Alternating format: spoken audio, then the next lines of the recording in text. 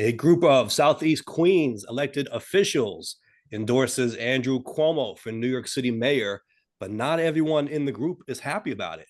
We'll talk about that. This is Nuance, and I am Mike Scala, an attorney, and I'm joined by fellow hip hop artist Timid, also known as Jay Carter, of course, the chair of BLM Tokyo. What's going on, Jay, with this Cuomo situation? It seems like it's really heating up here in New York City. Yeah, right. And we would definitely want to get your comments and your opinions and thoughts. So subscribe to the channel and leave some comments below.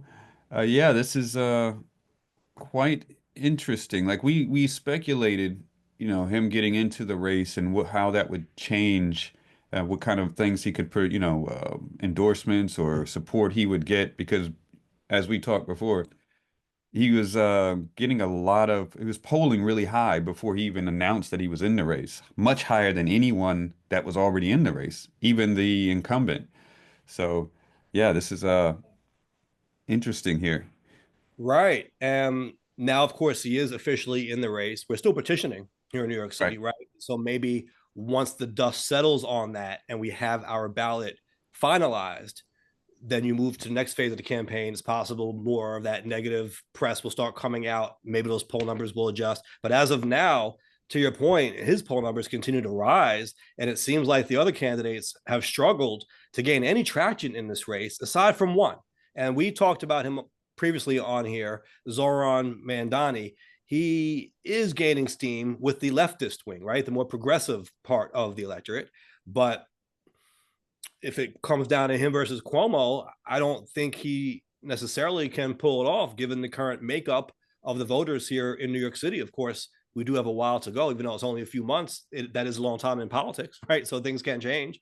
As we said, Right. stories can come out, things can happen. But at this point, it doesn't really seem like a viable alternative to Cuomo is emerging. Right. Yeah. So, I mean, like you said, at this point, it kind of looks like it could be his race to lose. Yeah, I would say it absolutely is his race to lose, meaning he still could lose it, right, in theory, but Right. I think he's overwhelmingly the favorite right now. I wanted to pull up recent poll numbers that I just saw. And again, I guess take it kind of with a grain of salt because, like we said, the petitions are still being Right. collected and the ballot isn't finalized. And once we get into full swing here, then maybe you'll start to see more movement. But still, I think it's worth pointing out how staggering these numbers are. And if any of the other candidates is to have a chance, they're really going to have to make up a lot of ground here. So let's take a quick look at this. This is courtesy of Empire Report New York, it looks like. I just saw this posted up. So Hmm. it does seem to be a legitimate poll that was done. This was a poll of 909 New York City Democratic primary voters and is dated March 25th. So that's today, right? So this is recent data here. Hmm. And they actually have it broken down by ranked choice because New York City would do ranked choice voting now, which we can touch on. But Right. they start by asking who's your first choice for mayor, right? Because you're going to rank your choices. So just start off, who would you pick as your number one choice? And here's how it breaks down as of the most recent data. Cuomo, 48%. Mm. Ma'am Donnie in second place with 21%. Mm. So that is what, a 27-point lead right there. Um, Yeah. that's just second place, right? Third place, they're all single digits from here on out, by the way. Third place, Brad Lander, 9%. Fourth place, Eric Adams, 7%. He, of course, is the incumbent mayor. We were Hmm. questioning where would Adams finish. Well, as of now, he's in fourth. Adrienne Adams, we can get into this story in a minute because this is how it relates to this coalition here in Southeast Queens. Adrienne Adams is the speaker of the New York City Council. She, of course, represents a district in Southeast Queens. She's at 5%. Scott Stringer, 5%. Jessica Ramos, 2%. Zelnor Myrie, 2%. Whitney Tilson, 1%. Now, if you play out the ranked choice voting simulation, according to this poll, and what that means is if no candidate scores 50% or greater, the candidate who comes in last is eliminated.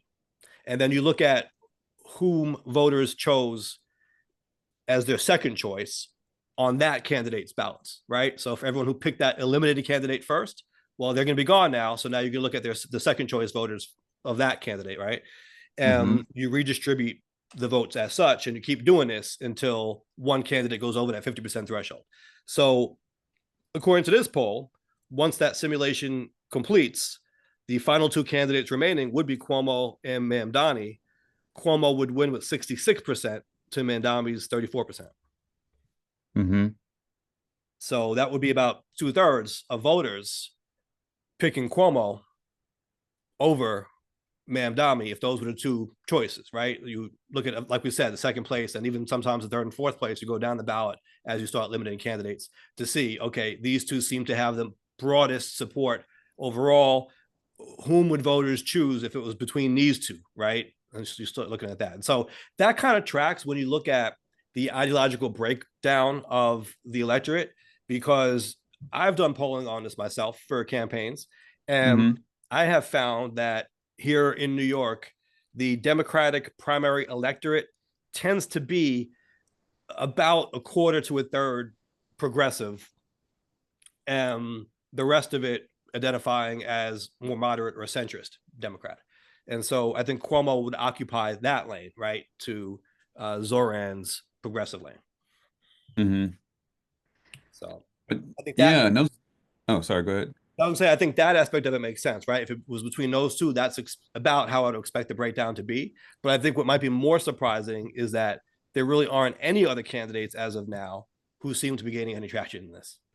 Right. When the majority field is single digits, that's kind of telling.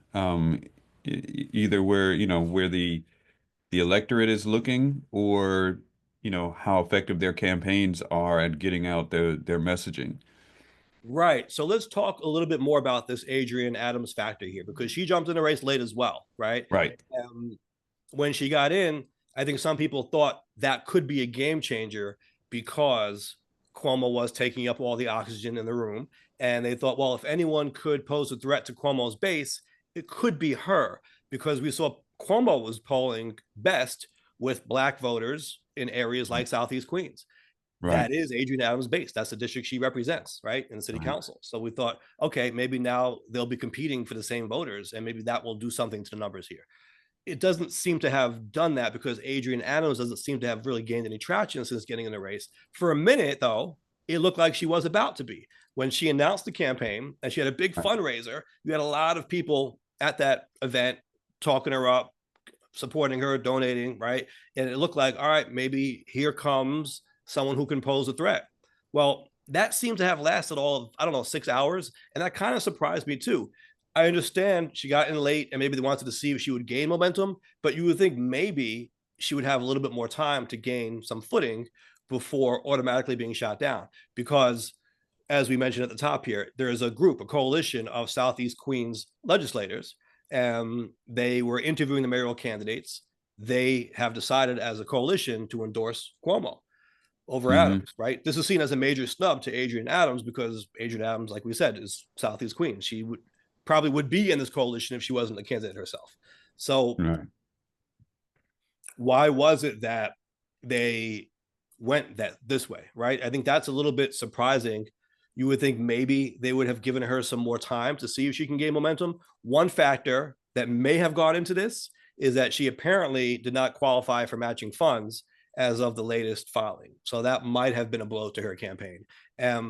If you kind of read between the lines in this New York Post article that came out talking about this process here, it's mentioned that Adams got in the race late. They keep saying that in these articles. That may be a wink and a nod to this notion that she didn't qualify for matching funds, right? Maybe it's like almost making an excuse for her, like, we couldn't support her because she didn't have that financial viability, but don't blame it on her. She got in here late. Could the polling, like you said, because they keep saying she got in late, she got in late.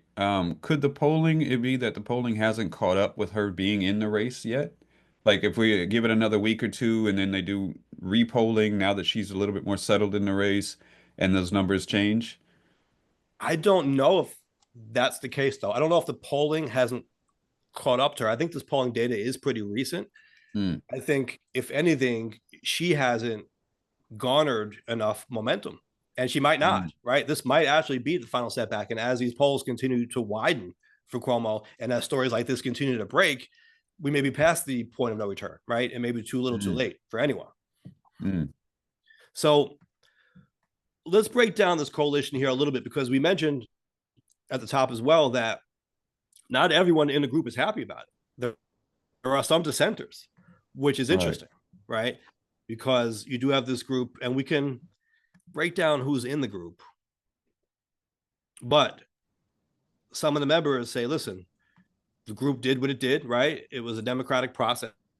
We as a group decided to go with Cuomo, but they individually are not with that. In fact, Khalil Anderson, the assembly member, put out his own statement saying what his slate for mayor would be. And what I found striking about his statement, he chose Brad Lander as number one, but he used the acronym DREAM. He's saying we are encouraging our voters to remember DREAM, and that stands for don't rank Eric or Andrew for mayor.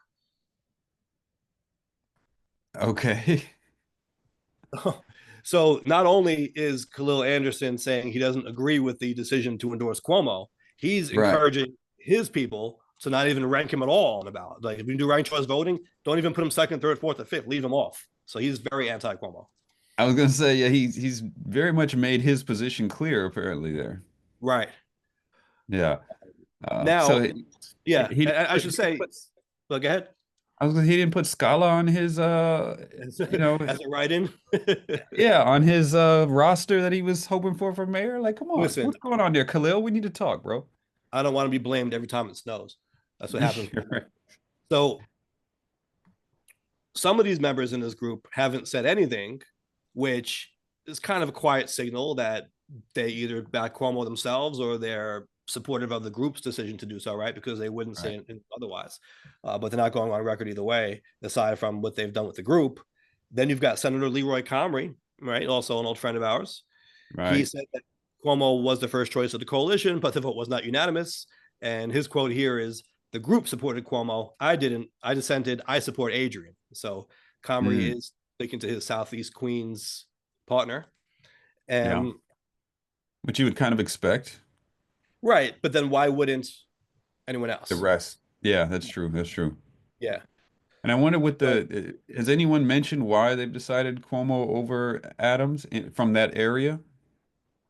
so they are throwing out some things here, but doesn't tell you a whole lot, right? They'll talk about his overall record as governor and managerial experience, that kind of thing. Nothing too specific. They're not really saying we support him because he supports X, Y, and Z, and we want to work with him on that thing. You know what I mean? It's more like he's got the experience. He was governor before. He led us before. He's the guy right now to stand up against what's going on. So I guess you could say they're playing the experience card in that sense. I think it's a pragmatic decision, right? I think Mm, that the polling is telling a very clear story here, right? It's painting a very vivid picture here. And I think, for lack of a better term, they may be trying to bet on the winning horse, right? Because if right. he's going to win, if it looks like he's going to be the next mayor, well, maybe there's a thought that it would serve them well to get on his good side. Right, right, right. Get on the train while it seems to be heading in the direction. Yeah, I mean, because let's not forget, these are the elected officials who would have to work with the mayor, whoever the mayor is, to try to get Right, things done for their constituents, right? And so they do right, want a good relationship with the mayor that right, serves their people, right? Now we can question the methods or the decision, the conclusion that they reached, et cetera. But there is legitimacy to this idea that they want to have a good working relationship with the mayor. And let's be honest, even though I think Eric Adams started off with a lot of goodwill in Southeast Queens, it right, hasn't really ended up that way. You know what I mean? And I right, think his being mayor has proven to be a hindrance to getting things done locally. right. Yeah. I mean, and to be fair, I think, the immigrant issue, um, it's been a tough one to deal with. Yeah. Regardless about the other things that he's done, that's been, I don't know how many people would be able to handle that, regardless of party or affiliation. Dumping 200,000 people in a year on a city is going to be tough for any mayor to deal with. Sure, sure. I'm not totally convinced any mayor could really solve the problem. I mean, I'm Right. sure Yeah. some would be better than others, right? Right. Some maybe get a better handle on it. Some could have better working relationships with the people they need to work with to try to come up with solutions here, right? But I think Right. it's a matter of mitigation at this point, right? Who Yeah. almost to look at it cynically, who would be the least bad, right? Who would be who would be the least harmful in that regard? And for the mayor position in that regard, it's like who's going to be able to weather the storm because it's going to be arrows coming from every direction to fix it, and it's a situation where fixing it is not like a one-stop thing. So who's going to be able to deal with that at the same time? So, and I say that because I imagine that kind of is going to be weighing on a lot of the voters in New York City because that situation has caused budget cuts in a lot of different areas. And Right. so people are understandably frustrated about that. It's like, okay, well, who can fix this? Who can lead us out of this? Like there was a quote in this article about this where Senator James Sanders, uh, another friend of the show. I don't know, I guess. Does he watch the show? Yeah. Yeah. Another friend there, who said, "Who could take us out of this crisis in New York City?" So, and I Right. imagine, who's the best to steer us through these troubled waters? So, I think that's going to be pretty heavy on people's minds. Not just the immigrants things, but that's going to be one of the big issues there. Right. Absolutely. Though Eric Adams would probably be making the argument that he's best suited to do it because he's got the best relationship with the federal government at this point. But obviously, in a Democratic Right. primary in New York City, that's a non-starter, right? Right. So I can see like how Cuomo could potentially be an appealing candidate to some if they're looking for someone with experience to Mm-hmm. handle what's a crisis, what's happening in New York City as a crisis. You know what I mean? Like, because governing the state Yeah. and connections, Cuomo definitely has connections. Um, so I can see how some might look at that. True. True. And there were a lot of people who said that he did well during COVID, but then you had Right. people who were blaming him for things during COVID as well, right? When it came Sure. to the nursing home deaths and things like that, that should Absolutely. be a Yeah, yeah, yeah. bit of a scandal, right? And in fact, according to this article, he was questioned when this coalition interviewed him. He was questioned about that, right? Right. And that may be a double-edged sword for him. That may be an asset in some regards and a Right. liability, right? Depending on how you look at it. Because, for a minute he was doing those press conferences all the time and he looked at it as America's governor and Right. people not even in New York, just all over the country, all over the world, maybe, were turning to Cuomo to kind of give us that daily update on what's going on with the pandemic now and how are we moving through it. And he kind of became that voice, that figurehead, I guess, if you want to look at it like that, like who was like leading the charge during that era. But like we said, he also got blamed for alleged mishandling of certain Right. things. So Well, like they say, heavy is the head that wears the crown. So yeah, you're yeah, gonna get the blame and the praise. sure, sure. um he I think from the interviews I saw with him recently, he's saying that, look, he learned from some mistakes he made. And honestly, he's probably smart enough to not repeat the mistake that Kamala made when she said, I wouldn't do anything differently. Remember that? Right. He's not saying that when he's questioning, because that's one of the questions he gets now, right? Well, as mayor, how are you coming at this differently from when you were governor? It would be a fatal mistake for him to be like, I would be exactly the same. He knows he can't say that. So he has learned, I think, from that. And he's smart enough to say, there are things he's learned from, there are mistakes he's made, and he's wiser now, right? He wouldn't do certain things. But at the same time, he's giving himself enough credit to be able to say he did the best job he was able to do with the information he had at that moment. Right. And I think, when we look for leaders or whether politicians or whatever, we want to hear that. We need to hear that because that shows that they are constantly looking to improve and constantly learning from the situation instead of someone who just says, "No, I did everything completely correct." Um, and not taking any or not acknowledging where there might have been some failures. There was a Nas line. How's it go now? Something like, when you take blame, then you're respected. But when you give blame, then you're neglected. Something like that. But basically, he's saying it's better to take blame than dish it out. Mm-mm. So True, I think true. it's powerful, and you know, in politics, I think there's a line to walk as well, because if you blame yourself, not just politics, in life, I guess, right? Like if you're too hard on yourself, then you're not really making yourself look good either, right? It's like it's not a good advertisement for yourself to say that guy did everything wrong. Why should you elect the guy who just said he did everything wrong? So I think you need to be able to say, you know, listen, I think I'm a good leader, but I'm not perfect. I've made mistakes, and this is how I've learned from them, and now I'm even better. Right. Yeah. Absolutely. So Absolutely. we'll see. You know, like we said, petitions are due in the coming weeks here, and then there's often a process, right? There are challenges at the BOE Board of Elections level, and then there are also court challenges often. And so we'll see how this shapes up, what the final ballot ends up looking like. And then from there, I do expect there to be more coverage on this. One thing I was a little surprised about is it seems like there isn't a whole lot of action as compared to previous years in this race yet.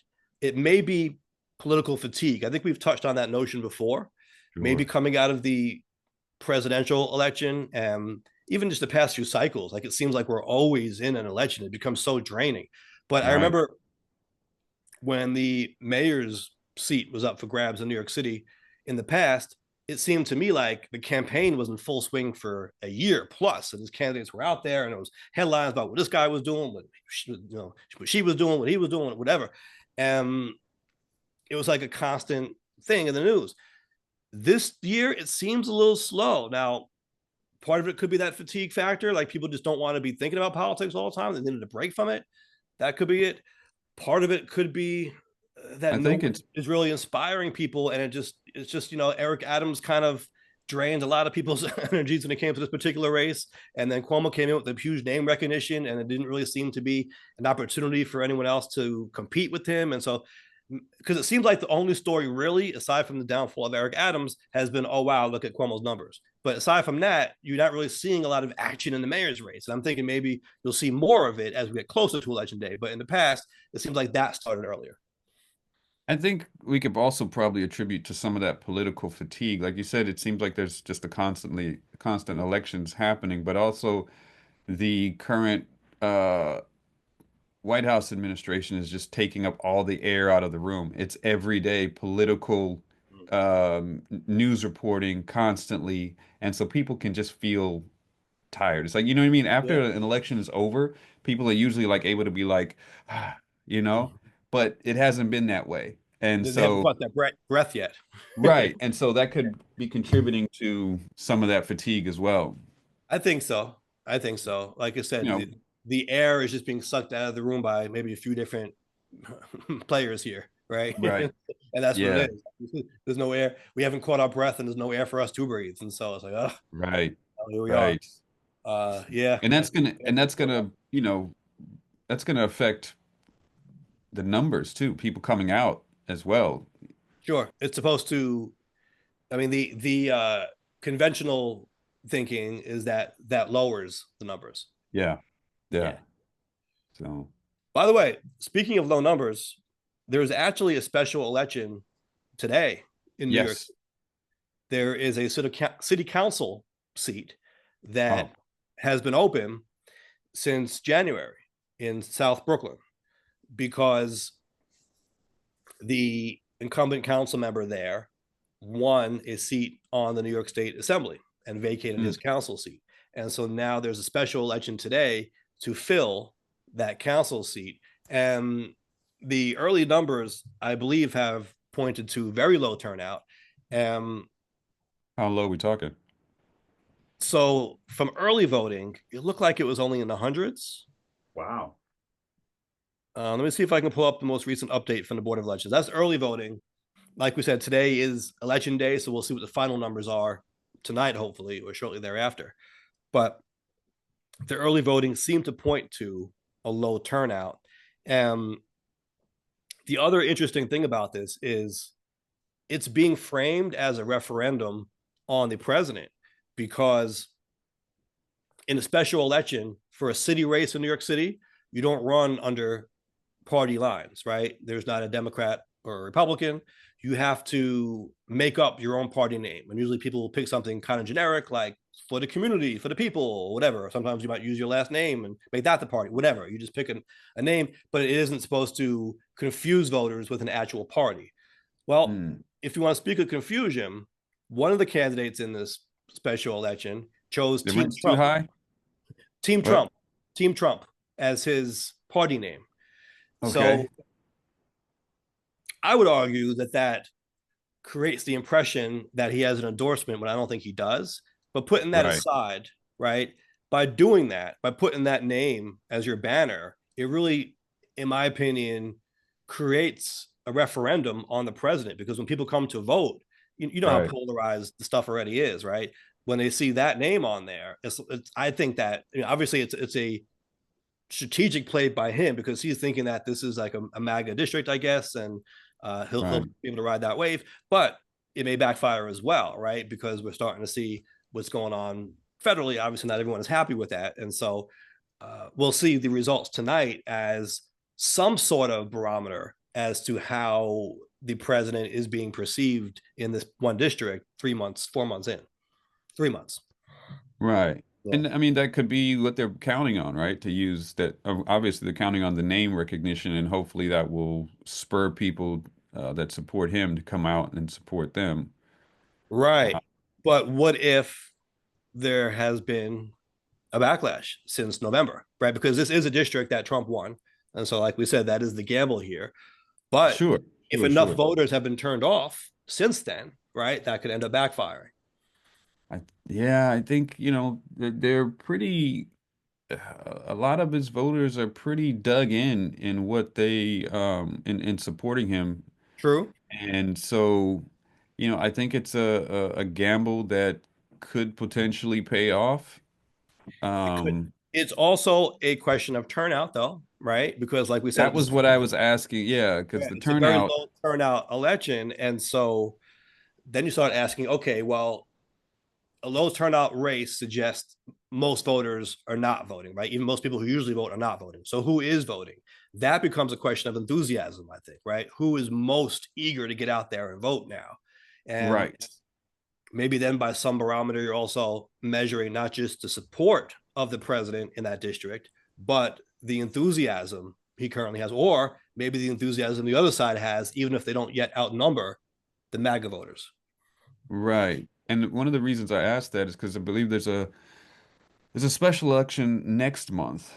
Um, in two in Florida, one in New York, uh, for congressional seats. And of course, off seasons, the turnouts are usually lower.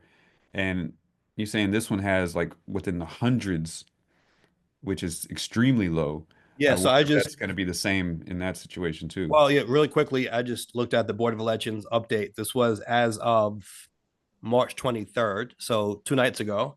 They Hmm. have tallied 686 votes so far. Right.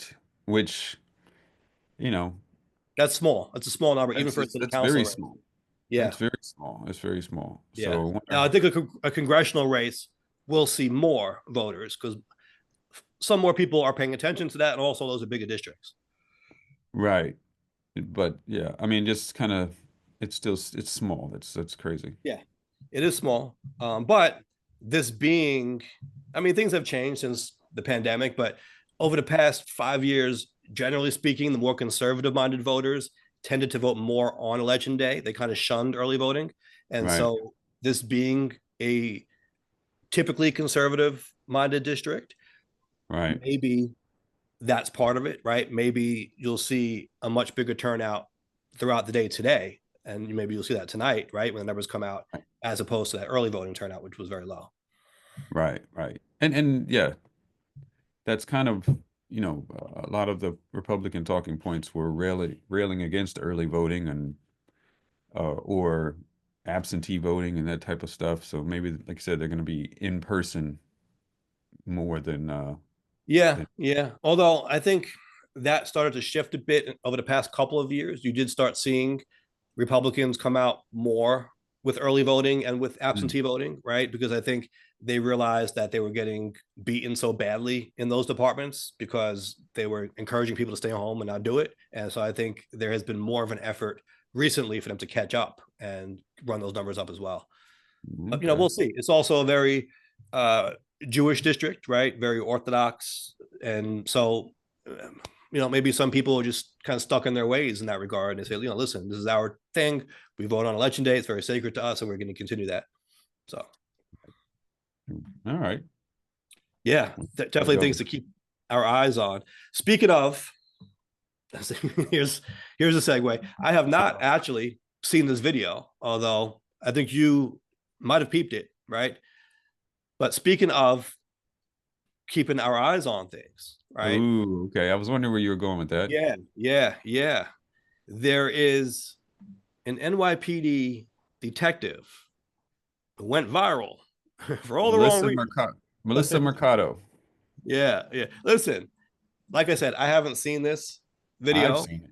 Okay, so you can comment more about what the video shows. But before we get to the specifics of it, I want to say that the premise, the idea behind this is one that's close to my heart, maybe close to yours as well, right? Because it's Wait, something, where are you going with this?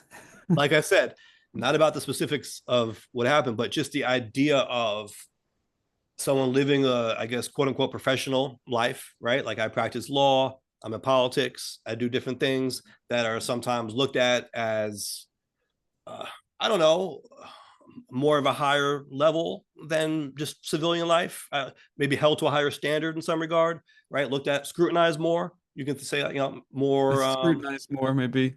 yeah, more ethical obligations, maybe. So being kind of in that kind of world, I also try to maintain my sense of self, meaning I want to be able to express myself artistically and creatively, continue to pursue those endeavors without feeling like I'm restrained or I'm handcuffed, okay, by Ooh, right by my quote unquote professional pursuits. I don't want that to right, change who I am and inhibit me from my self actualization. And I right. always kind of had this discussion, sometimes debate with people over the years. I remember back when I was in law school, actually something similar to this. There was a case of law students, I believe, who were dancing in a hip hop video. Now, I don't think, if I recall correctly, I don't think in this particular video it was too racy or raunchy or crude. You know what I mean? It was pretty much just standard dancing. But it was just the fact that they were in law school and they would dare appear in a hip hop video. There were some people who said that that was going to destroy their ability to have a career in law. And there are people who say, oh, that's ridiculous. That's a shame. How dare they do that? What a disgrace to the legal profession because they were in a hip hop video. And there were interns. I was interning at the teachers union in the city at the time. And some of the fellow interns who were also in law school, right? Law students, they expressed the opinion that the people should not have been dancing in this video. They wouldn't have done it. And they said that their main concern would be when they went for a job after law school, they would be Googled, this would come up, and they wouldn't get the job. And, a lot of law students are very neurotic about getting a job after law school, I guess with all the debt and everything, especially. So it's like a big deal to them to be able to get a job. A lot of them are like walking around sweating all the time. I gotta get a job, I gotta get a job. That was like the big thing. And so they were very afraid to do anything that might compromise their ability to land a job after law school. And they thought this might fall in that category. And to each their own, right? If that's their take on things, fine. But for me, I very much viewed it in a different light. First of all, I wasn't as paranoid about that. And I kind of went to law school, not because I was looking for a job, but because I wanted to be able to be entrepreneurial in that sense. I wanted to be able to start my own practice and work for myself and do that, right? Help people, but under my own conditions, not working under somebody. So that aside, I also said if I was going to go for a job, I wouldn't want to work for someone who would be that stuffy to not want to hire me for being in a hip hop video. That wouldn't be my kind of job in the first place. And I thought that my own self actualization, self determination, creative expression outweighed the other concerns that might come with that, right? That someone might look down on you and think, how dare you be in this video? And I also felt there were always racist undertones when it came to how hip hop in particular was scrutinized over other art forms. Because notice we're talking about hip hop videos here. If someone were, I don't know, to be a painter on a side or to be in a play, a musical where they sang and danced, I don't think they would come under that same scrutiny. And no one seemed to want to talk about that aspect of it either. It was like, how dare they do this hip hop thing? And that bothered me coming from hip hop into law school, right? I always pushed back against that idea. And so when I see this article, without having looked at the video that this cop was in or whatever, just the idea of it, right, hits close to home. Because I'm like, man, Right. how dare you go after someone for pursuing an artistic endeavor, especially hip hop, and say that's inappropriate for a professional. Well, let's go ahead and talk about what actually happened here. So this 7-year veteran of Okay. not veteran as in retired, but she's a cop. She's been a cop for 7 years. Melissa Mercado popped up in a music video. It was on published by World. Was it World Star? It might have been World Star. But it was yeah, it was published by World Star Hip Hop. Oh, was it World By Star? I thought it said World Hip Hop. Yeah, they made a mistake in the Okay. article, but it was on World Star World Hip Star. Hop. Okay. And she in the video, she is dancing in a an out what bra, basically a bra and panties. She's wearing a thong and a small bra, and she's dancing on a stripper pole. She's dancing like twerking on, the rapper in the video, and she's not just like in a cameo. She's the main girl throughout the whole video. It's 3 minutes. The whole video is like 3 minutes something, and she's in 90% of it. Um, and he's like throwing dollar bills on her while she's dancing, and it looks like they're in a strip club type of situation. So this is what's got some people, up in arms over it, saying that one detective was quoted as saying that, or they quoted him or described him as being disgusted at what was happening, calling this a controversial performance. Um, she is a, they're talking about she's a grade 3 detective, Bronx Right. Special Victims Unit, blah, blah, blah. So Now that part first, might be relevant before, though, right? The special victims. right. Yeah. So before getting into that part, just this idea of her appearing in this video, being this main video vixen in this regard, or this main dancer in the video, what do you think about that? See, when you were reading that quote, what were you saying? Someone was outraged. This is offensive or something like that. Well, they quoted a detective and he said, I have no words, and they described him as being disgusted. It was Disgusted. yeah. Are people really disgusted at this? Let's take It away the depends on fact, who's watching it. true, but let's take away the fact that she was a colleague of this other detective or a cop or whatever. Right, Zoom out for a minute, right? How disgusted are people generally at the idea of a woman dancing in a video? right. I mean, I don't know. I can personally say I don't know many people who are disgusted at that. Now, people might say that's not my thing. I don't really watch that. Maybe it can be degrading depending on how it's presented, right? I can see all that. And again, I haven't seen this one, so I'm not commenting on this video in particular. Well, But you've seen this type of dancing in music videos. okay, so the way you describe it, is it kind of like someone might be dancing at a strip club? Yes, she's very much in the strip club, and the camera work does a lot of focusing on the booty meat. A Yeah, lot. I mean, it's like I don't like strip clubs myself, but I wouldn't say I'm disgusted. I mean, it's like it's just not my thing, and that's kind of, I don't know. Maybe I'm not in those crowds where people really get disgusted or offended too easily at things, but Right, most right, people right, I know would say like, I don't really like it. They might say, yeah, sometimes it comes off as a little degrading, but to each their right, own. If they want to do it and people want to do it, watch it, whatever. Like that's on them. It's you know what I mean? right. Like I don't really know too many people who are that judgmental on it to the point where like that's disgusting. You know what I mean? Like to me, it's almost a ubiquitous part of our life. Like I said, not everyone partakes in it. Some people don't enjoy it, but it's still all around us. Are people really that up in arms about the fact that strip clubs exist? Well, I think it's the fact that she's police officer. Well, right. We'll get to And that. I'm just saying, but so that's before one that even point. happens, though, what I'm saying is just the notion of it, right? Like, why should that be seen as such a negative thing that can be disqualifying in a job? Right. Now there are comments here from there was some, they said some sources, some people on the police force said that this is her business. It's not the NYPD's business. Someone from the police union was quoted as saying what she's doing really has nothing to do with her as an employee or as an NYC detective. She's not wearing any NYPD paraphernalia, so nothing says she's a detective. So she's not like bringing the NYPD into it. Like she's not wearing a cop uniform Right, and doing right, this. right. Does that matter though? Um, I mean, here's my question. I mean, I understand it matters in the sense that, okay, if she's identifying herself as a cop, maybe that might be a reflection on the department. But my question right. is, even if she isn't, but she's so easily identified through social media or what have you, articles like this, the news, the media, she's still being associated with the NYPD, whether she has a uniform on or not.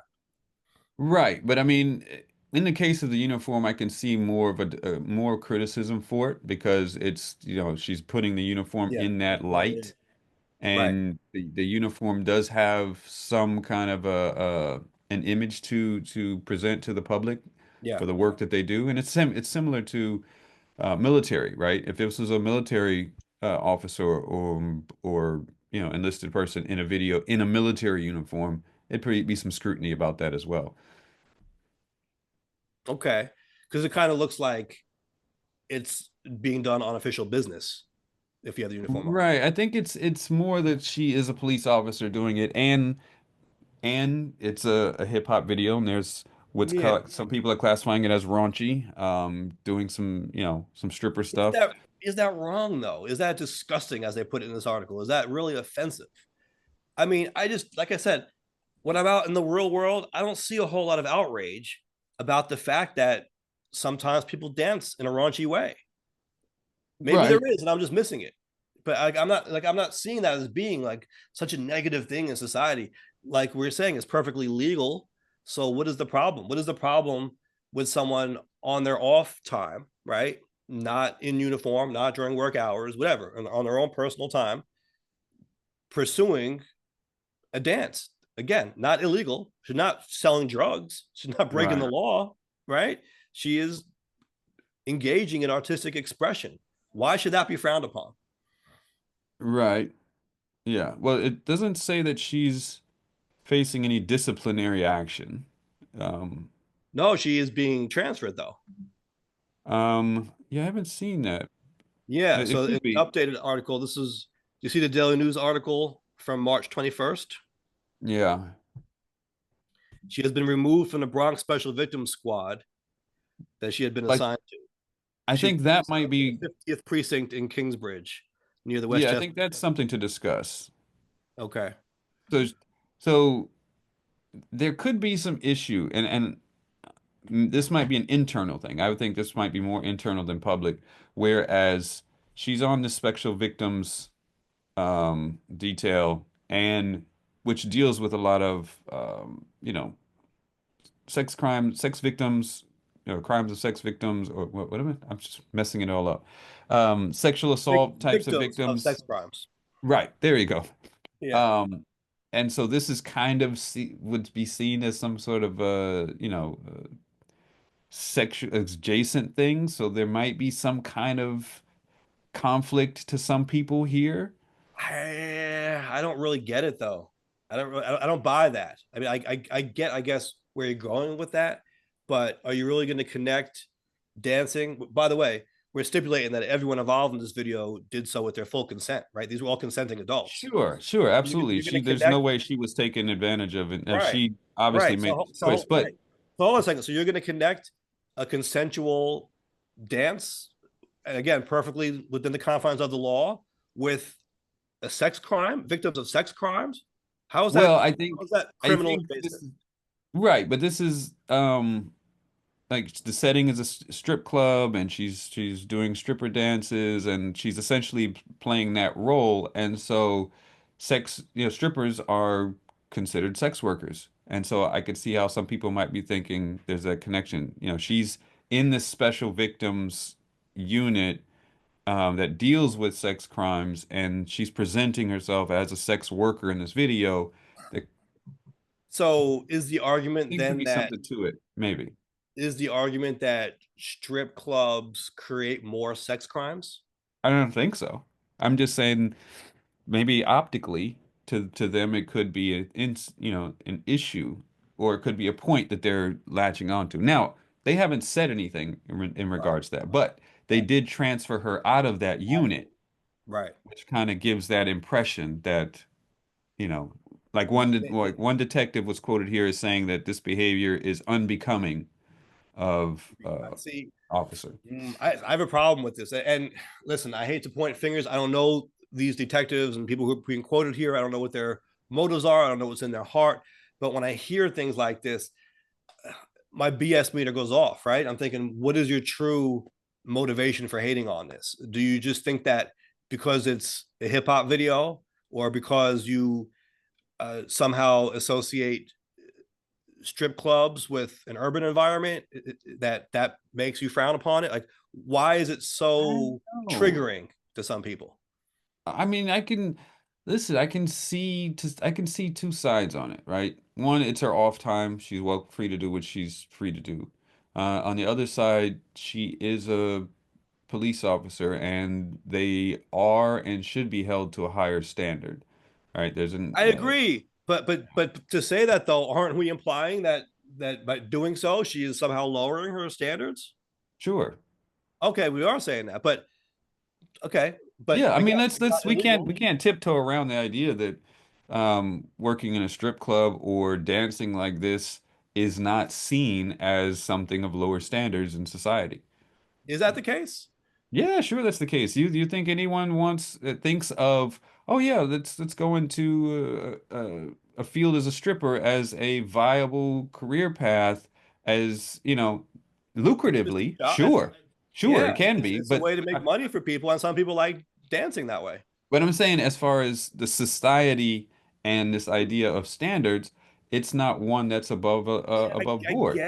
I guess, but like I said, I don't really hear many people in my day to day life complaining about it. Normally, it's not like, But you you know would what I ask mean, those people, would they be okay with with their their daughter. daughter being in Mm. that field, right? Right, And then right, I think it's a right. different story. Sure, I Now, can I'm see not that. making the judgment whether it Yeah, is, but I mean, as far as where the police department could be basing their decision to yeah. transfer her away from this and that, we I can't mean, ignore people that have. that's I guess I can kind of see that side of it. But people have stripper poles in their basements. People give each other lap dances all the time. sure, People, sure, right, sure. whether they're cops, firefighters, doctors, lawyers, they dance in a sensual manner with their partners all the time, right? Like, it's not, like, which segment of society is so outraged by the idea of someone doing a racy dance? Unless you're showing it to children, or unless you're doing it in an inappropriate way, or it's coming off as especially degrading, or someone's taking advantage of, right? I mean, there are things that can make it certainly inappropriate, and, Sure. and highly so. But generally speaking, the idea of someone dancing in a raunchy manner, like we said, off the job, not on the clock, not in Right. uniform, right? Is that something that society really shuns? I don't know that it is. I think I Everyone think does it, right? Everyone dances like that sometimes. well, we're also talking a police officer that has to be Does that held to a matter? higher standard. I Is a think that police officer not a person? And are we really prepared to say no. that you're lowering your standards by dancing in a way that people tend to dance? Not everyone does it publicly, of course, but you know what I Right. mean, right? Like, I'm sure it's very common, and I don't know what the polling would be. Maybe that could be the poll, right? Do you do this in your private life? But I'm sure it's a very high number of people who, at Well, some sure. time, have done some kind of raunchy dance with a partner. You know what I Well, mean? So, yeah, like, but this is not with that's a partner. I think we got to make that, there's a distinction if you're doing that in the bedroom with your partner versus if you're doing it but very why? publicly on a music video. But why? Why is it? I understand it's different, but what makes one so much worse morally than the other? Morally, I don't know if it's a morally thing. It's just putting it on display. It's like doing, PDA versus Mhm. kissing in public. Some people are uncomfortable with that. Some people don't think it belongs in public. And again, part of it, I think, is she's a police officer. She is and should be held to a higher standard. There's an image that Which, she needs to uphold okay, for public trust and to carry out the work. So I can understand okay, criticism in that regard. I don't disagree with what you just said, but to me, dancing in a video, and you know what? Maybe I should watch the video. My opinion might change if I actually see the video. I'm just speaking of the idea, right? But to me, Well, here's the thing. the idea I of don't dancing in a raunchy video does not lower or tarnish someone's image in my eyes. From what I watched, I don't think she did anything that was particularly extra lewd. You know what I mean? Like grabbing genitalia or anything like that. You know what I mean? It And so what's the was problem? it was dancing. She was on the pole, just like you would Dancing. see in a movie.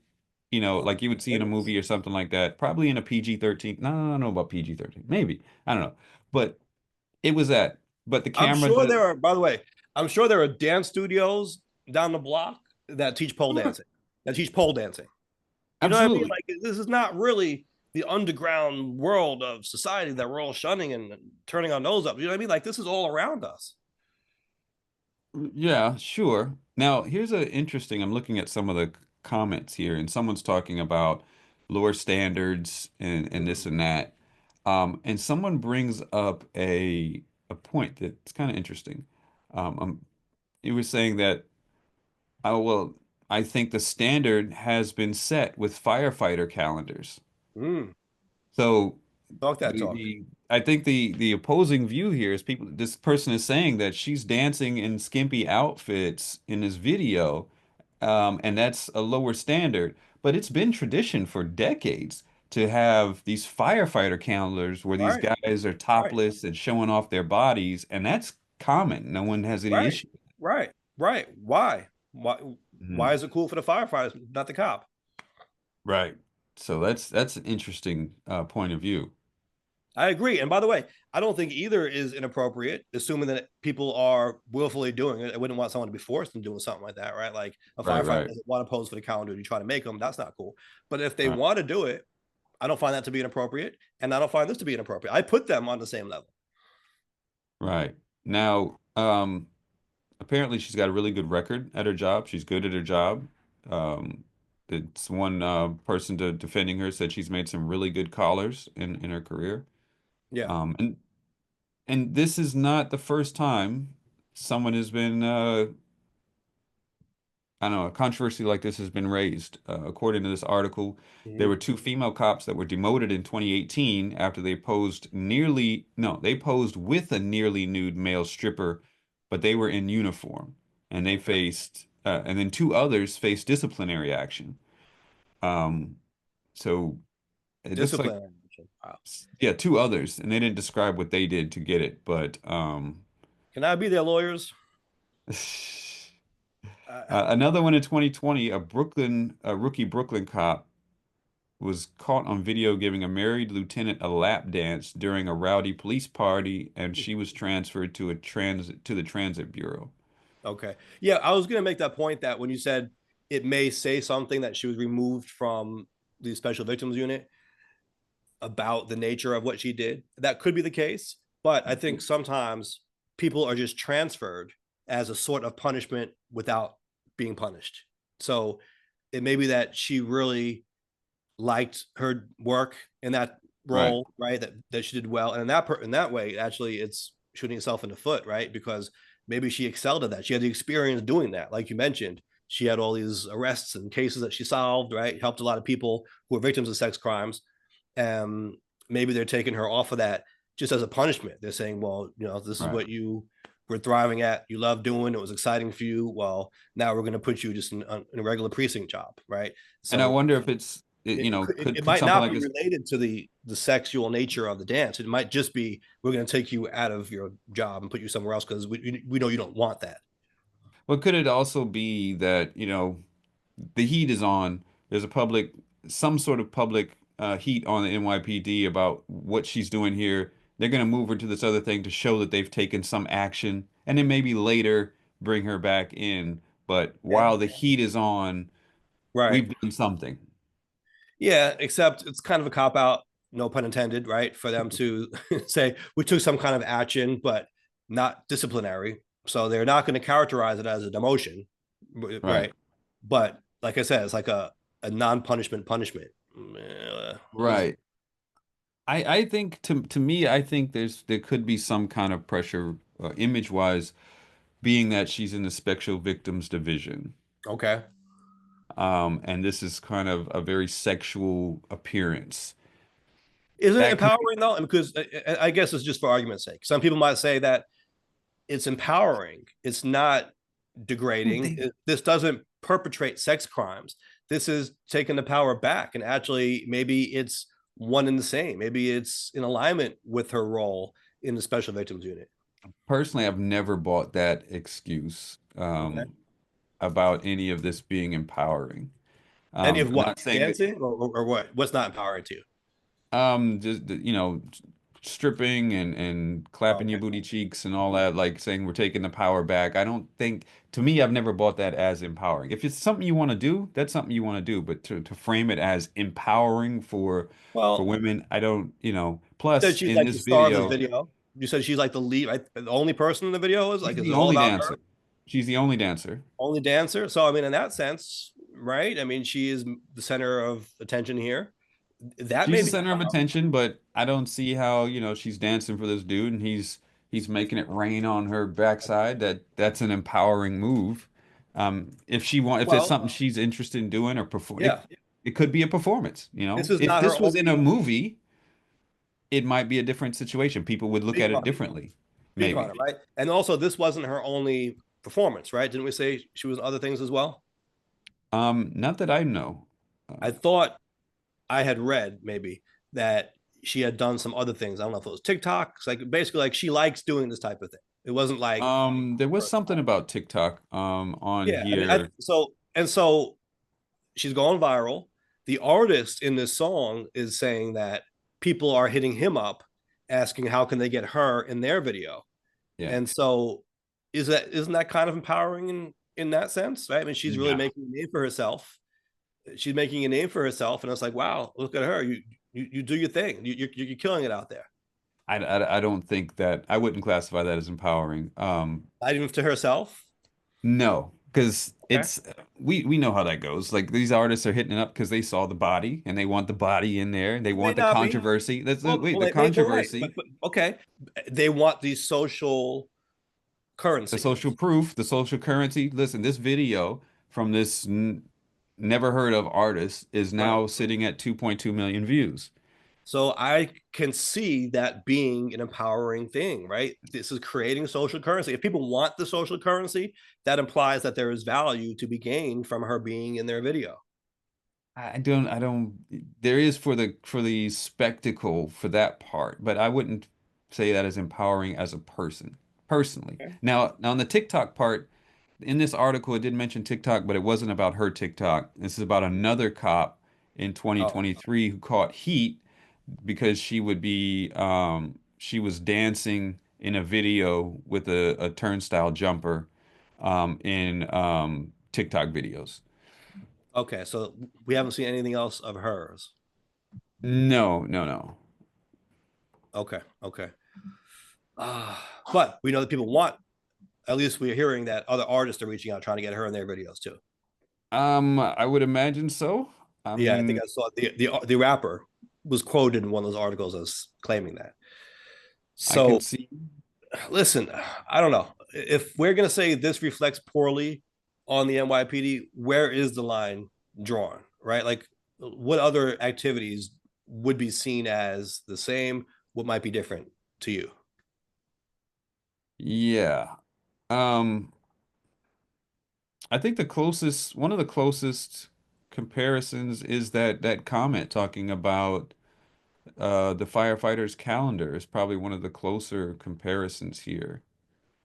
Do we look at the firefighters and say, hey, this is unbecoming of It's ridiculous. No, professional no, firefighters? no one says that. I don't think anyone says that. And so why Right. I should we don't have a think double they do standard here? either. Right. So Now, why should there be a double standard here? I don't get that. I really don't.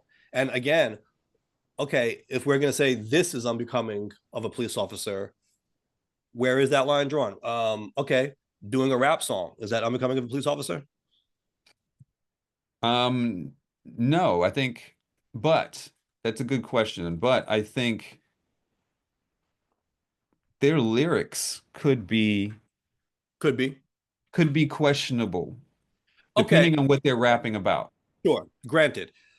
Let's try to draw a parallel. So let's do the equivalent version of whatever that dancing. I'm assuming that's something like Cardi B lyrics. I don't know. I, it could be, but I'm thinking maybe some ultra violent lyrics, some gangster rap stuff where they're talking about, taking out ops and that type of thing. You might be like, Hey, you're a cop. I don't know if we want you thinking funny, like that. funny story. In 2003, when that 50 Cent mixtape came out, right? Right. Guess who's back? I believe it was. It was all over the streets. I was in Hmm. downtown Brooklyn, waiting online at a corner store, restaurant kind of place, and about to get my plate of fried chicken or whatever I was ordering. There was a cop, NYPD officer in full uniform, right? The badge, the gun, everything, right? Decked out. You okay over there? I see you like leaning over. Just yeah, don't want Okay, to wipe my nose on camera. Having a little got bit you. of allergies. All right. So there was an NYPD Trying to officer keep it professional. unbecoming of a Nuance host. Right, right, right, right. There was an NYPD officer in full uniform waiting on this line, right? Just there with everyone else for his food. And he is singing at the top of his lungs in an unironic way, by the way, right? Just because like he's into this. He's Mm, singing, if you get shot, run to the cops, you're not like me. And he's singing that hook.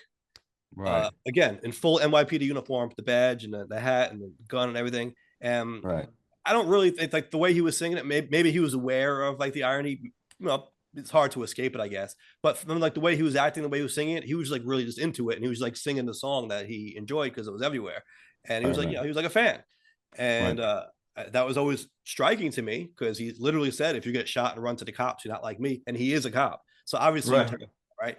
But at the same time, I didn't think it was inappropriate or unbecoming of an officer. It's a damn rap song, and that was the hot. You know what I mean? Like in a way, it almost humanizes the guy more because he's in the streets with all of us, listening to the same stuff we are. Yeah, I think in that case, it's less of something that you're concerned about. If those are his lyrics, If he that wrote might be a little bit different to think ghost about. written by this officer. Right. So yeah, I'm looking at another article here. Apparently, like does this make a difference here? The way she got into this video was that she was hired from a legitimate casting agency. So this was not like, someone he knew. This was, I'm hiring a model from a casting agency to come and be in this video. So she is putting herself out there trying to get jobs like this. Right. Or as a professional Yeah. professional actor, actress, model, whatever it is. But this was Let professional. her Yeah. live. Let her live. I see no issue with the concept of this. Again, I'll Agree with you. reserve judgment. Maybe I should watch it, but I wanted to have this discussion without having watched the video because I wanted to talk about it conceptually. I didn't really want to focus Right, on, right. oh, if you pause and look what she did at 2:30 into the video, you know what I mean? Like, I don't want to get in, I'm just talking about like from a high level, the idea of being in a raunchy video while being a cop or being anything else. I think it's totally fine. I really, I don't see Right. a problem with it. Okay. The main problem is the song just wasn't that good. No. And maybe Just that would affect my opinion of it also, right? If I Yeah, it hated just the song, wasn't. I'm like, fire her. How could she be in something so damn Yeah, it whack? just wasn't that good. And he says, there was a quote here talking about, oh, the song. Both say the song was sitting at, let's see, um, that this was sitting at a million views before her police profession was spread across the internet. So they're Mm, saying it hit a million views mhm. before the controversy even popped off. But I'm looking at the song on uh on his SoundCloud, and it came out 5 months ago. Now this video just came out about a month ago. The song came out 5 months ago on SoundCloud, and it's sitting at 166 views. Yeah, but that's SoundCloud. I Yeah, I get that. know. I'm just saying You though. put that. But if you look at my SoundCloud compared to Spotify and even YouTube, there's a huge discrepancy as well. but 166 versus already a million. I hear you. I hear you. There's a That big million, difference that million may have been artificially inflated. there. Yeah. So, but hey, that's what it is. Yeah. Yeah. All right. So we're, I don't know. I'm thinking that dancing is no big deal, depending on how it's done. But Right, just dirty dancing, whatever, right? If it's degrading in some way, like if she's forced into it or it's done in a very distasteful way, and I guess that's a subjective thing as well. I can see right. being upset by it, but just the concept of it doesn't bother me. And we're saying that okay, if it was a rap song, but she rapped in a way unbecoming of the NYPD, maybe, but that's subjective as well. I mean, what would that have to be? Just talking about being a criminal when you're a cop. I mean, where would you draw the line there? What about other forms? Right. We hinted at it. If this was a scene in a movie, would that be a problem? What if she was paid top dollar for this? What if it was cast not just for a YouTube rap video, but for a major motion picture, and there was this scene that was in it? And Would apparently that he have been a rented out problem? this club. He rented out this club for it. So there was obviously Budget. some money he's putting into it. So Yeah, yeah. What a show on HBO? I mean, does that matter? You know what I mean? Like, does the medium really matter here? right. Well, we put this out. Let's put this out as the Yeah. poll, and Okay. then in the meantime, before next week, you watch the video, Okay. and then we'll see, what people think, and then what you think, Right. in regards to what's going on here. All right. Fair enough. So we're trying to get a sense, I guess, as to where this line should be drawn, if at all. And we're going to ask it in a somewhat broad manner because we want to welcome different opinions on the subject generally, and they can go in on this particular video if they want, right? So the poll question of the week is: should police officers enjoy freedom from professional consequences for partaking in lawful off-work activities? And we'll see what people think about that. Yeah, yeah.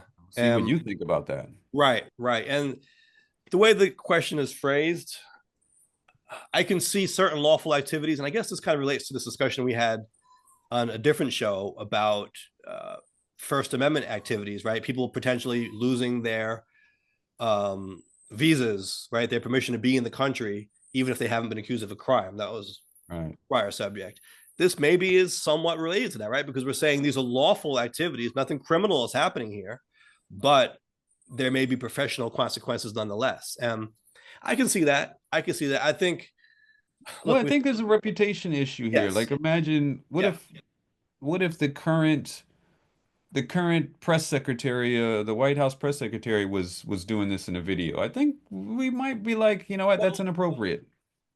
um, I wouldn't think so. I wouldn't think that would matter. Honestly, I don't think Really? that would matter. Again, I haven't seen the video, but the idea of someone why you know why I'm rejecting the notion that this is something that lowers you. I'm rejecting that. I I get think that. it's I think it's artistic expression, and I support people for pursuing whatever artistic expression they want to pursue. And so I actually think that that makes us more well-rounded, better people, and I like people like that better. So But you wouldn't think it would make people less able to take that person seriously I would hope not. and then No, thereby making their job a it little bit shouldn't. less Again, effective? I'm rejecting the notion that this is something that a non-serious person does. I don't look at it that way. I don't I think someone get that, who pursues their but art is not serious. I just put out a rap album in October. Am I not serious? Does that impede on right, my ability to win a lawsuit? I don't think it does at all. Uh, right. right? If you watch Shark Tank, Kevin O'Leary, people have their opinions on his politics, whatever, but I think he's on point when he says he actually looks for investors who have well-rounded lives outside of their business. He doesn't want Mm, someone who lives and breathes their business 24/7. He wants someone who pursues painting or art or plays the guitar or dances, mm. has artistic expression because that is indicative of a more well-rounded person. It's someone being in touch with their humanity. And I actually think that's a positive thing. That's an attribute. And I would like to think that maybe we're not, but we should be mature enough as a people, right, to look at it that way and not be like, oh, I can't take you serious because you took your clothes off on camera in a tasteful way. You know what I mean? Sure. Well, there's a key word right there. In a tasteful way. But when I say What if right, it's that what if is it's subjective. But when who I say decides tasteful, that? what I mean by that though is they didn't get naked, right? We stipulated that. There was Yeah, no but does the if it's, you're saying that people getting naked, there's no artful nudes, or there's no pornography is not an artful or creative endeavor, that where's the Well, line we draw? it can be. There's actually a Supreme Court case on that, and it's funny. I think the quote is like, "We know it when we see it" type thing. But uh, when it Sure. comes to obscenity, the standard has always been: does it strictly appeal to the prurient interest, or is there artistic merit beyond that? And that could be subjective as well, and open to Sure. interpretation. But it's that kind of thing. Like, is it strictly done for pornographic purposes, or is there an art to it? And that, it's like I said, that isn't completely black and white, but that is something that you Right. can kind of interpret, right? And you see some funny things sometimes, like to get around that, because of course there used to be all these obscenity laws, right? Right. So what they would do is, okay, if the legal standard is it can't appeal purely to the prurient interest, there needs to be some kind of artistic value to it. You would see silly things like a sex scene, but they would maybe have like a verse from Hamlet play in the background or something like that, and say, "Oh, look, it isn't purely for sex. There's some art here too," right? Right. Right. Right. Right. You would see things like that. But what I'm saying is, we're not saying that this is pornographic, because I do agree that society views pornography in a bit of a different way. We're Sure. saying that this is not that, right? We're saying that she was not nude in this dance. No, no, she's Right. not. So that's what I'm saying. When I say tasteful, that's what I mean. I'm saying that this is not pornographic dancing. You might say it's Right. lewd, raunchy, or something like that. And there are no simulated sex scenes that make Right. it seem like Right. she's doing something to him in that way. Matter of Right. fact, I don't even think they touch in Okay. really, Okay. right? So so to me, you're just providing more support for my argument. I think So that watch the video. We'll yeah, get poll reaction questions, reactions to the poll question, and then we'll see if that right. changes a little bit, But where I was going with this, though, from a legal perspective, right, is there is a difference now between being able to keep a job and being punished by the government. For example, being able to stay in the country, being deported. Right, Those are different right, things, and there are different legal standards at play. There's more due process when it comes to, excuse me, when it comes to your freedom, right? If you're gonna try to lock someone up, or if you're gonna order someone, to pay money, right? Award a judgment against, fine them, deport them. These things come with a higher level of due process, and more of your rights are implicated there. You don't have a right to any job in the world that you want. There's no legal right to that, right? right, And so, uh, while maybe you can't be punished per se for certain things criminally, or some kind of penalty in that regard, you might be subject to losing your job. Now, in this case, there's a bit of an overlap because we're talking about a government job, right? So there's the right. government action and there's the job aspect of it. But imagine for a minute that it was purely a private sector job. That would be a different conversation, right? Because then, from a legal perspective, it's about what the employer deems appropriate. Right. You So know, yeah, that's a question. Like, could disciplining her for this, being that she's in a government job, be a violation of her First Amendment rights? it could be. It could be. Yeah. So, But there's a tension here, right? Because it right, isn't the same as being punished by the government for anything. You're talking about being disciplined in your job. And right, so right, right, it's kind of, right, that tension between it's your job and you don't have a right to do whatever you want in your job, versus it is still the government trying to punish you in some way. And so right, right, rights right. do get implicated, but maybe not as much as they would be in some other cases. So All it is an right. interesting thing to think about, though. Yeah, it is. So, all right. Well, we'll find out next week when we do a recap. Yeah, yeah. Hopefully, we get some good responses on that. Now, We speaking had of, one thing before we were going to wrap up. go ahead. Oh no, you were going to bring it Yeah, up. no, I This was gonna say, is speaking of responding or not responding, right? There was this Confederate flag that was seen on fire trucks, was it, in a few locations on Long Island, and uh, I believe they were warned not to continue having them up. I believe legislation was even passed along those lines that they couldn't have them on display, and they failed to respond to it. and now they're facing consequences, right? Right. So there were three Long Island fire departments that displayed the Confederate flag. And it was on the trucks.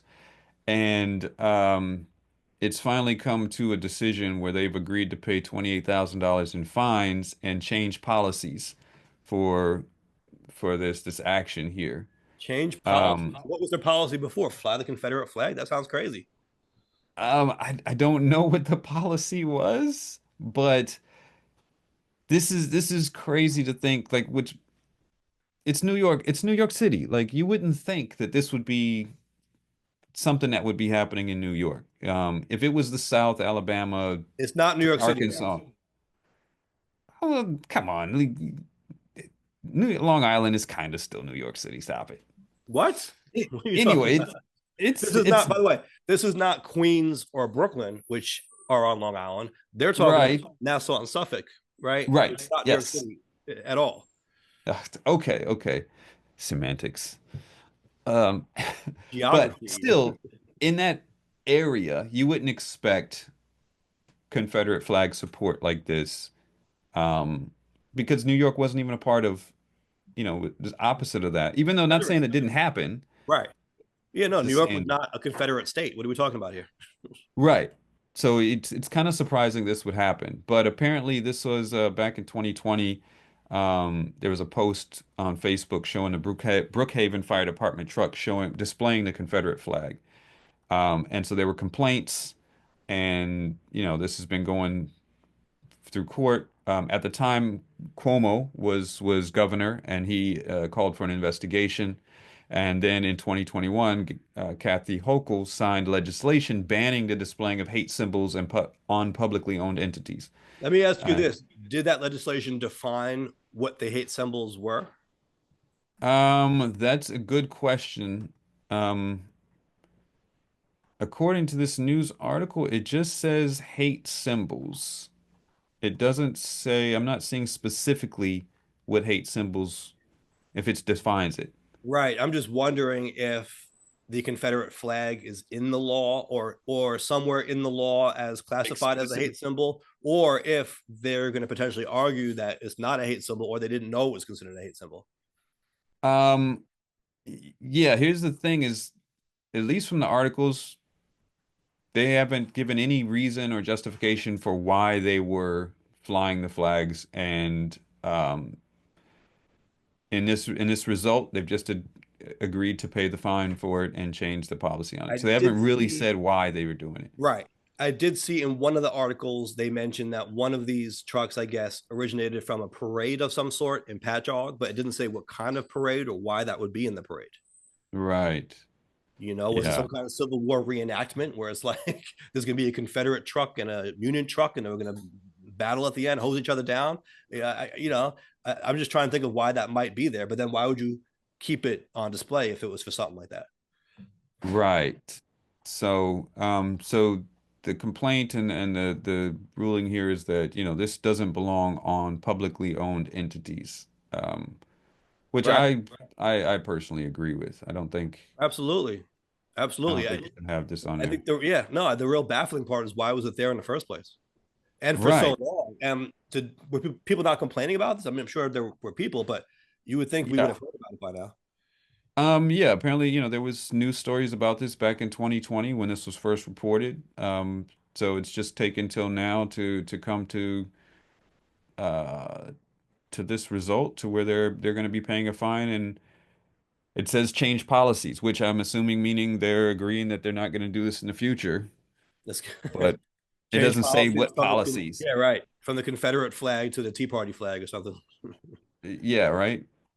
So, yeah. I'm just surprised that it was New York though for this flag particular. Not that there's no racism or no hate in New York, but to for people in New York to stand on this hill Yeah, is is kind of surprising. right, right. I would actually, not that this would be right, but I would assume that you would find a Trump flag somewhere hanging in New York before you would see a Confederate flag. Yes, yes, because there are definitely some Trump voters in New Right. York, you know. So yeah, very surprising. Right. Yeah. And what So does that say? And what other flags were flying there? Right.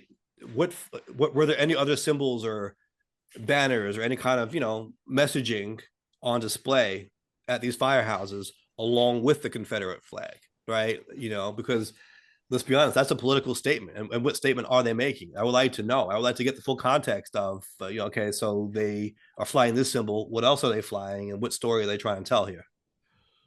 yeah, they haven't given any kind of statements. It looks like back then the department later apologized for it and condemned the unauthorized act. So it could have been just some Mm. individuals that put the flag on there and took pictures and drove around or whatever. Okay. Now, here's here's something interesting. We just talked about behavior unbecoming of the job, right? Oh wait, here is a statement. This is Okay. going back to when it originally happened back in 2020. Uh-huh. This was a statement by the Brookhaven Fire Department saying that one firefighter was responsible and the flag was not authorized, saying this unauthorized action is condemned in the strongest terms and that disciplinary action for this matter has already commenced. Okay. Now, that would strike me as behavior unbecoming of the profession, Sure. right? I would think, and I would hope, as a society, we would focus on something like that more, scrutinize that more, talk about that, right? Give that more views, more attention, more of our outrage than a police officer dancing in a video. Right. So, well, yeah, that was just kind of struck me because of New York. But Yeah. looking more into this here, when it's just one person, okay, I can, it's less surprising. But they said it was at multiple fire stations, right? So it was the same Right. person putting the flag up in multiple places. Was he going from place to place with it? What was going on? He's like the serial flag guy. Like, Right. Or he just no, gets transferred to different firehouses and brings his flag with him. I mean, right. No, this was he was originally multiple. from a Confederate state and he got transferred and moved to New York? Right. So that is, yeah, Even so, question. it's inappropriate. I mean, we can, Yeah, there's no way to make it appropriate, but it right. is something to look at, right? Like, what the hell? What's like? I would like to know at least Right. how this would happen. But yeah, and also the law. Now I'm interested to know, is the Confederate flag defined under the law in New York as a hate symbol, or It is that should just be being because interpreted as such? yeah, it should be. But yeah. Yeah. All right. Before we wrap up, we did have the poll from last week. We have didn't get a lot of responses here, but we did get some. Okay. So the poll last week was should candidates return campaign contributions from donors who also contribute to candidates with opposing ideologies? There was a progressive group calling for some candidates to return some funds um, that they received. And so we asked if that was something that should happen. 67% said yes, 33% said no. Wow. So 2/3 of the people here are suggesting that people who give to political campaigns should only be allowed to give to candidates or campaigns who share the same ideology. There should be no cross pollination of campaign contributions in that way. I am assuming, or they should only accept. The campaigns should only accept money from people who exclusively give to like-minded campaigns. Potentially that's what they're talking about there. Yeah. Okay. Can we see some of these comments? Are there any comments on this? We do have a comment here. Um, this comment says this would not be an issue if it weren't for Citizens United. Legislatively, undoing that one ruling would have more positive effects than any other government action from the last 50 years. I don't expect it to happen before the torches and pitchforks come out, but imagine if it could.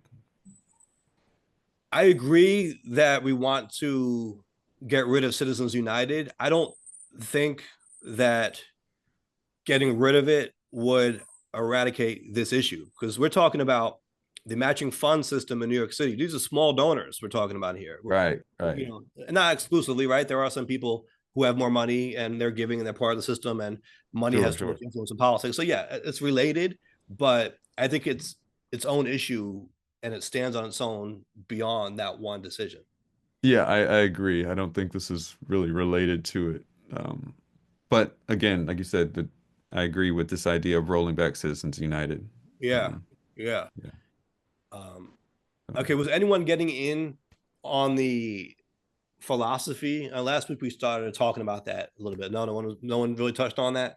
You no, know, the idea of you want to broaden your coalition, you want to bring more people onto your side, and so no, by saying I'm only going to take money from people who already think exactly like I do and vote for all the same people I do and support all the same people and thoughts that I do, you're not doing anything to expand your base or to grow, right? Or bring more people in, get more votes, bring more people on board. I mean, isn't that what you're supposed to do if you're trying to win elections?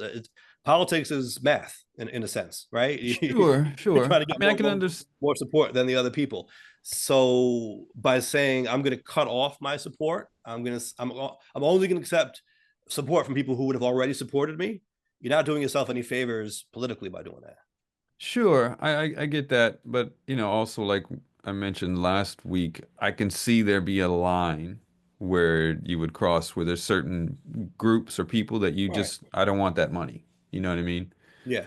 Yeah. It's like So, blood money. It's kind of like, yeah. Kind of right, like diamonds, like blood diamonds or things like that. Or right, some people object to companies doing business with Saudi Arabia. They call it like, dirty blood money or whatever like that. I can see that kind of thing.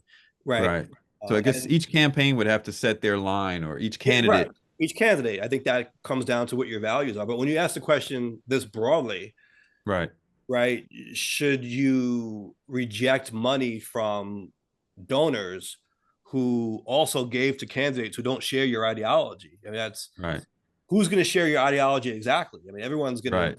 deviate from you in some regard, right? Sure, You know what sure. I mean? So you could, if that's the standard, if it's that broad, you can pick apart anyone. You can say this Absolutely. person gave you money. This person also gave that person money, but coming through both of your platforms, you differ on this one point. Therefore, the money has to be returned. I mean, that's ridiculous. Sure, sure. No, absolutely. I think there's I mean, to your point, I think Barack Obama was probably the best president we've had in modern times. But there are some points that I disagree with him. Mm-hmm. Would I oppose campaign donations from him? Absolutely not. Right, right, yeah, exactly. Or if Just you because we gave don't to, fit 100% doesn't yeah, mean right. that, If you gave to Obama in the past and then you made a donation to a different candidate, but that different candidate maybe was more in agreement with you, right? Those points that you Right, differed with Obama on, maybe right, you don't differ this other candidate on. Are you now disqualified from supporting this new candidate because you previously gave to a candidate who differed ideologically in some way? right, right. You know Yeah. what I mean? So I think Yeah. it's going to fall to the candidate on what kind of what kind of ideology is in Yeah. opposition, um, and what kind So, of thing they might be supporting. But as a broad term, I don't sure. think it's yeah, Right. And what about, look, I know politics is different from government, right? And this yeah, maybe is part of our theme here, differentiating when it's the government acting versus not. But we're focusing on the campaigns returning the money or keeping the money. What right, about the voters or the donors? What about their right to influence an election by supporting with their contribution a candidate that they like? By saying that the campaigns have to filter out all their contributions and start making refunds because there's some purity test not being met somewhere. Are you not impeding on the ability of the public to support candidates they want to support and sway elections the way they want them to be swayed? I don't think so. I think because it still is going to come down to whether or not the candidate wants to accept that or not. That this is not calling to say that you can't donate to people that have opposite ideologies. This is saying that the Okay. candidate should return that money. They're saying they should, but they're also trying to impose a standard, if not a legal one, a moral one, or a societal one, or some kind of norm. I think they're trying to say, I mean, it's clearly, trying to paint whatever candidate they're making this call on as someone who doesn't fully support the ideology that they're campaigning on, right? So they're trying Right. to get to sway it in that position. But I don't think that impedes the voter from making that donation if they so choose to. They can make the donation, but they just should be aware that that donation might be returned if they I think that, but if they isn't also that gave the to somebody case? else.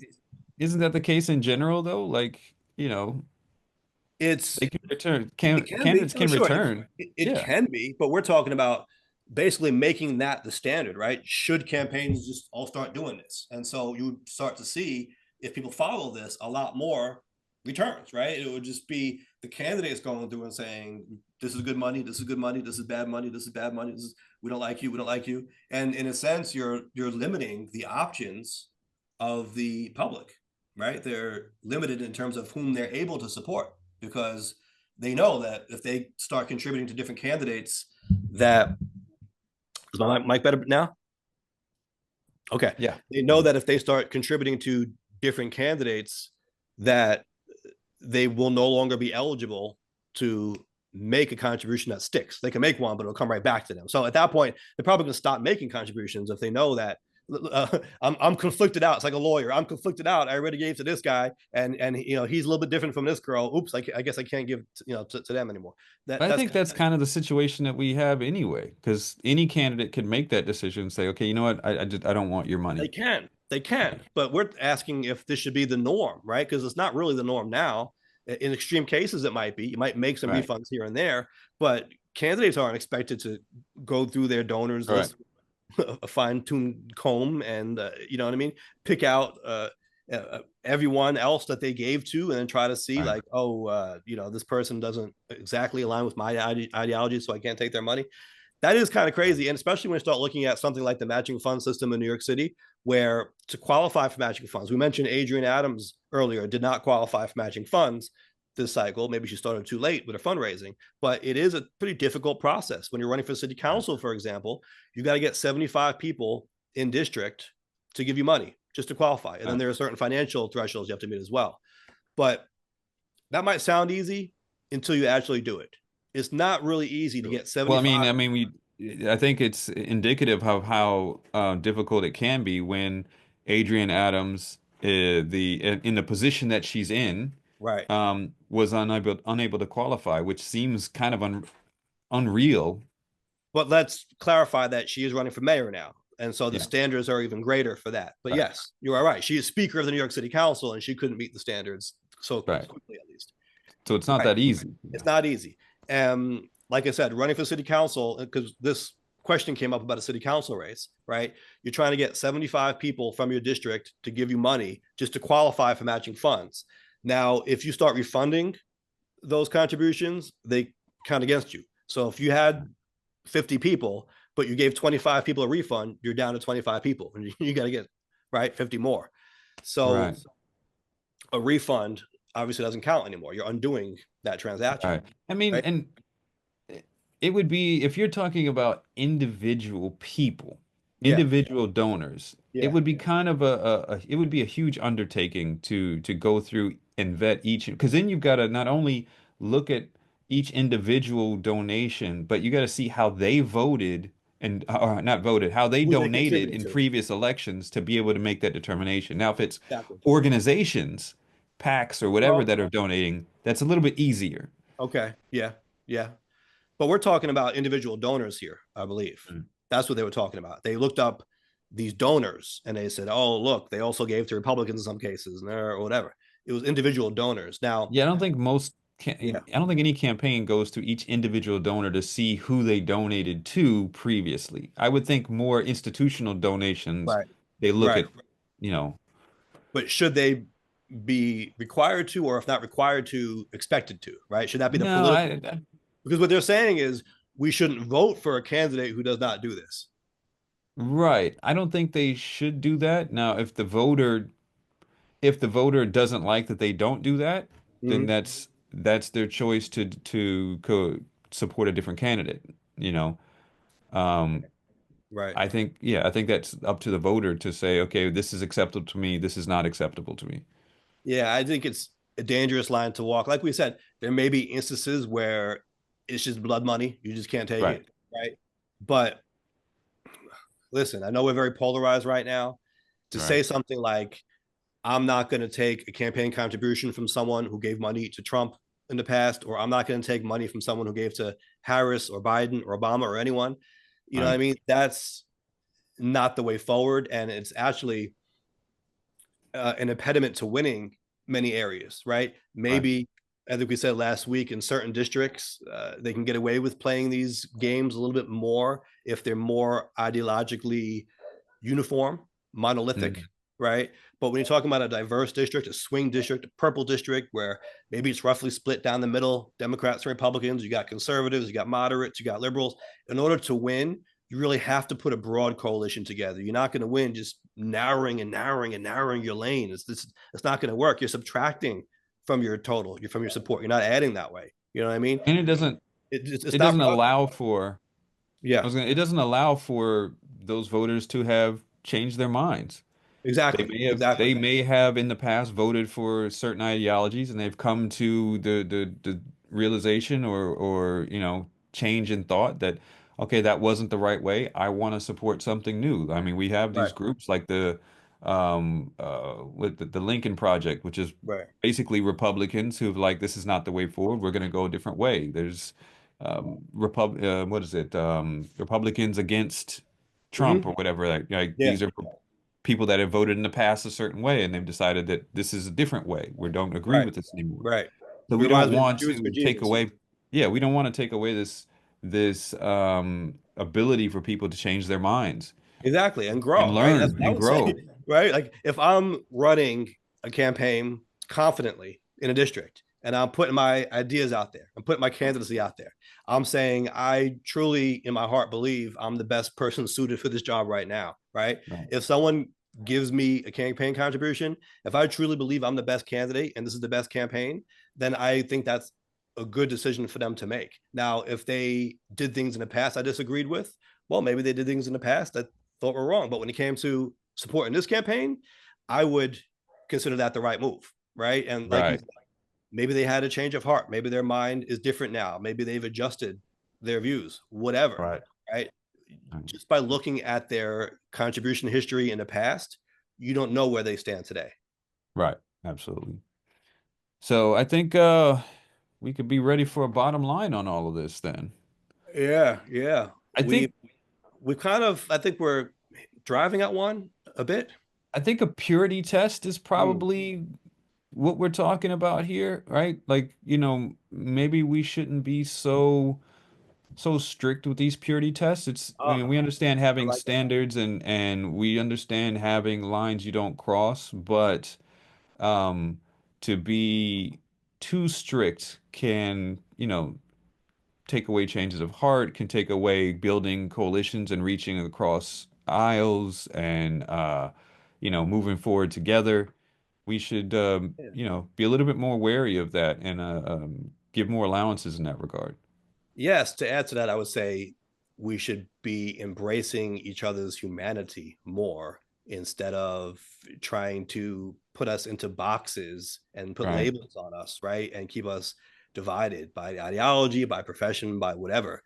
right, Let's look at what unites us. Let's come together. right, And I know that might sound cheesy in some ways, but there are ways in which we can do that. I think one of which is allowing us, giving each other the space to be human. right. Right? Start Because there. ultimately, we may be in different boxes. Yeah. Whatever defines you, progressive, liberal, conservative, whatever it is, you may be in different boxes, but all of those boxes are in the same box of the United States. So, you know, And oh, okay. And that larger box right. is in the closet in the strip club. I don't know. I don't know. As But long as we can hear the music, maybe we can vibe a little bit. we can hear the bass thumping, right? Yeah. Yeah. Right. I mean, Yeah, yeah. that's what it is. Like that cop, right, in Brooklyn singing the 50 Cent song, right? You know what I Right. mean? Let's not be like, oh, that's unbecoming. Okay, certain things may be unbecoming, but maybe we should be able to give each other space to see each other as Right. people first. Right. Yeah. Absolutely. So, All right, well, that's a good bottom line. Sounds good to me, and everyone can find us on YouTube at Nuance Show and everywhere that podcasts are available. Yes, as always, we've got work to do. We thank you all for checking us out, and we will catch you next time.